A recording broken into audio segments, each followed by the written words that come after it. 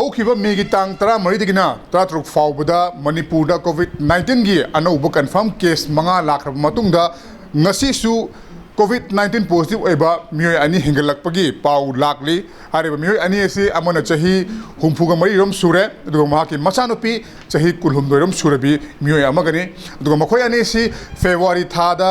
Delhi चखिबनी अदुगा April की तांग निपानदा मखोय की mid की ऑपरेशन तौबगी निमित लेपखिबनी अदुबो मखोय एसी मखोय अनि एसी दिल्ली की कोटला मुबारकपुर हारिबा मफम असिदा रेंटेड हाउस ले रखिबनी लोरेना हौखिबा मेगी तांग 13 सुवाइदा सबडर्जन एरिया दगी मियोय मखोय अनि थारगा मियोय कुनगा माथोय ड्राइवर अनिंगा पुन्ना मियोय कुनगा हुमदोय एसी इम्फाल तमा लाखिबनी लोरेना मी तांग 13 की अयुकी पुंग 13 मखाइरोम ताबा सुवाइदा माउदा यौरबा मतुंगदा नुमित अदुमकी हैबनी मेगी तांग 13 की नुमिदांग वायरम पुंग मरीरोम तारकबा सुवाइदा मंत्रिपुखिदा लेबा ट्रिपल आईटी सेंटर यौखिबनी हाइरे दुगा मखोयसी हुजुजिंगमक ट्रिपल आईटी सेंटर दा लेरिबा क्वारंटाइन सेंटर दा लेरिबनी अदुगा मखोयगी सैंपल लरोबा मतुंगदा टेस्ट असि रिम्स दा ngarang नुंगदांग तौखिबनी दुगा रिजल्ट असि ngasi ayuk khangba ngamkhibani हौजिक मणिपुरदा कन्फर्म केस मापन सुरे हारिबा कन्फर्म केस मापन असि मनुंगदा ममांग नाखिबा अहानबगी अनिदु फखिबा नतना लेमौरिबा सिंग असि हौजिमक एक्टिव केस लेरी अदुगा मणिपुरदा हौजि फाउबगी ओइना कोविड-19 ना मरम ओरगा सिबगी पाउदी लेत्रि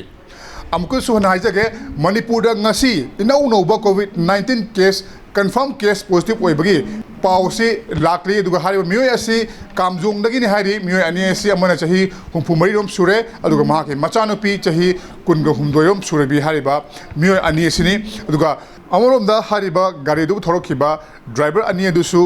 दिल्लीदा टेस्ट तथोनबगी दमकता मणिपुरगी आईडीएसपी ना दिल्लीगी आईडीएसपी दा खंगनख्रे हारि लोनेना बस अदु तोमिनरपा मियोयसिंग अदुसु अथुबु मतमदा टेस्ट तथोनबा अमदी क्वारंटाइन सेंटर दुर लेरिबा मियोयसिंग अदुबुसु